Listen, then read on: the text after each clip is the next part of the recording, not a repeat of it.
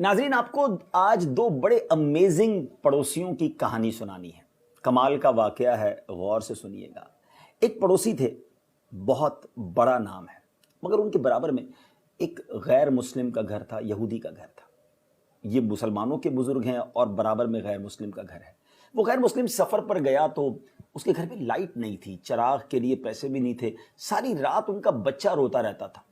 یہ جو نیک بزرگ تھے انہوں نے پوچھا کہ معلوم تو کرو کہ کیوں بچہ روتا ہے۔ برابر سے پتہ چلا کہ بچہ اس لیے روتا ہے کہ ساری رات اندھیرا ہوتا ہے اور اندھیرے میں بچہ گھبرا جاتا ہے۔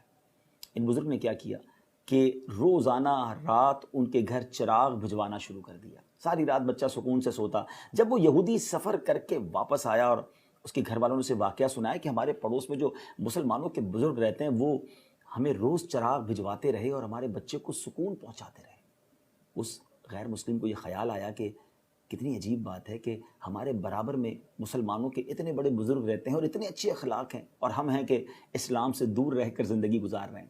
وہ یہودی کے خاندان والے اس مسلمان کے گھر آئے، دروازہ کھٹکھٹایا اور گویا اس طرح کہا کہ حضور، ہمارے گھر میں تو آپ کی طرف سے چراغ کی روشنی پہنچتی رہی، اب ہمارے دل میں جو کفر کا اندھیرا ہے اسے بھی دور کیجئے، کلمہ پڑھائیے اور ہمیں مسلمان کیجئے۔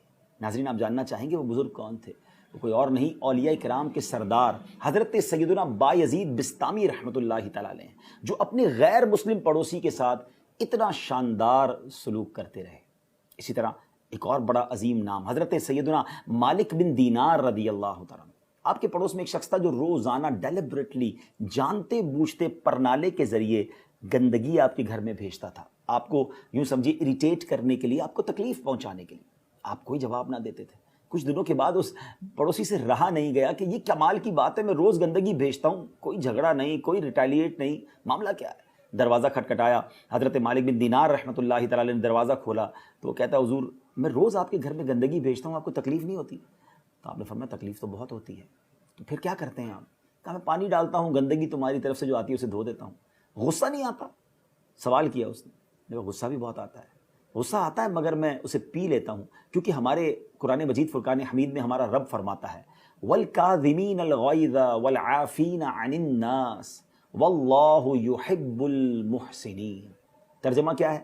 اور غصہ پینے والے اور لوگوں سے درگزر کرنے والے اور نیک لوگ اللہ کے محبوب ہیں۔ اب اس غیر مسلم نے کیا کیا؟ اس نے گویا اس طرح عرض کی کہ حضور، گھر کی گندگی جو میں نے آپ کے گھر میں بھیجی وہ تو آپ نے پانی ڈال کر دھو دی، اسے بعد میں دھوئیے گا، پہلے میرے جو سینے میں کفر کی گندگی ہے اسے دھوئیے۔ کلمہ پڑھ کر مسلمان ہو گیا۔ ناظرین، یہ دونوں واقعات ہمارے لیے کیا میسج لیے ہوئے ہیں کہ پڑوسی کے کتنے حقوق ہیں، اور ہمارے بزرگان دین وہ ہیں کہ جو غیر مسلم پڑوسیوں کے ساتھ، تکلیف پہنچانے والے پڑوسیوں کے ساتھ بھی ایسا رویہ رکھتے تھے کہ وہ کلمہ پڑھ کر مسلمان ہو جاتے۔ مگر کیا ہمارا مسلمان پڑوسی ہم سے مطمئن ہے؟ یاد رکھیے، روایتوں میں مضمون ملتا ہے کہ تم میں بہترین وہ ہے جس کا پڑوسی اس سے راضی ہو۔ کیا ہم ایسے ہیں کہ ہمارا پڑوسی ہم سے خوش ہو، پڑوسی ہمارے بارے میں اچھے الفاظ ادا کرے؟ میں آپ کو ایک حدیث پاک آخر میں سناتا ہوں۔ نبی پاک علیہ الصلوۃ والسلام نے ارشاد فرمایا، اللہ عز و جل کی قسم وہ مومن نہیں ہوتا، اللہ کی قسم مومن نہیں ہوتا، اللہ کی قسم مومن نہیں ہوتا۔ 3 بار قسم فرمائی۔ عرض کی گئی کون یا رسول اللہ صلی اللہ تعالیٰ علیہ وسلم؟ تو فرمایا وہ جس کا پڑوسی اس کی شرارتوں سے امن میں نہ ہو۔ اللہ اکبر، ذرا غور کیجئے ناظرین، یہ ہے پڑوس کے حقوق۔ اللہ کرے کہ ہم اپنے پڑوسیوں کے حقوق صحیح طریقے سے ادا کرنے میں کامیاب ہوں۔ نبی پاک علیہ الصلوۃ والسلام ایک بار صحابہ کرام کے ساتھ بیٹھے تھے، صحابہ کرام کو پڑوسیوں کے حقوق بیان کرنا شروع کیے۔ صحابہ کہتے ہیں اتنے حقوق بیان کیے کہ ہمیں یہ خیال ہونے لگا کہ نبی پاک شاید وراثت میں بھی پڑوسی کے حق بیان کر دیں گے۔ اب ہمیں یہ غور کرنا ہے، ہمارے پڑوسی ہم سے راضی ہیں، یہ تکلیف میں ہیں، اگر وہ تکلیف میں ہے تو ان کو راضی کر لیجئے، کیونکہ کسی بھی موقع پر اپنی نیکیوں پر سیٹسفائی نہیں ہونا ہے۔ میں نے تو حج کر لیا، میں نے عمرے کر لیے، 5 وقت کا نمازی، میں تو زکوٰۃ دینے والا، مجھے کیا ہو سکتا ہے؟ ڈرتے رہنا، ڈرتے رہنا، اللہ سے معافی مانگتے رہنا، اللہ مرتے دم تک تو نہیں بچانا ہے مالک، میں کچھ بھی نہیں۔ اچھا، اس میں ان لوگوں کے لیے بھی سبق ہے جو کہتے ہیں یار میں بڑا پکا ہوں، میں دوستوں کے ساتھ بیٹھتا ہوں، وہ حرام کام کرتے ہیں، میں صرف وہ کمپنی دیتا ہوں، باقی میں وہ کام نہیں کرتا، میں نشہ وشہ نہیں کرتا، میں جوا نہیں کھیلتا، میں برے کام نہیں کرتا، بس ان کو کمپنی دے رہا ہوتا ہوں، میں تو ان کے پاس جاتا اس لیے ہوں کہ ان کو لے کر آ جاؤں۔ ہم نے کئی لانے والے کو دیکھا جو خود ہی چلے گئے، جن کو یہ اطمینان تھا نا کہ میں پکا ہوں، کوئی پکا نہیں ہے۔ یاد رکھو، سرکار دو عالم صلی اللہ تعالی علیہ وسلم کی دعا سن لو نا، میرے آقا کے تو قدموں پر، ان کے چپل مبارک نالین شریف پر لگی ہوئی خاک کے ذرے کے برابر بھی نہیں نا ہم تو۔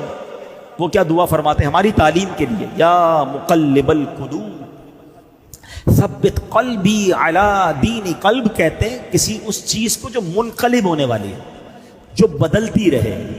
اب آپ اپنے دل پر خود غور کر لیں سارے، ہمارا دل بڑا عجیب ہے، کبھی ایسا خوف خدا طاری ہوتا ہے کہ انسان کی آنکھوں سے آنسو نہیں رک رہے ہوتے، سارے گناہوں سے بندہ پکی توبہ کر لیتا ہے، کہتا اب کرنے ہی کچھ نہیں ہے۔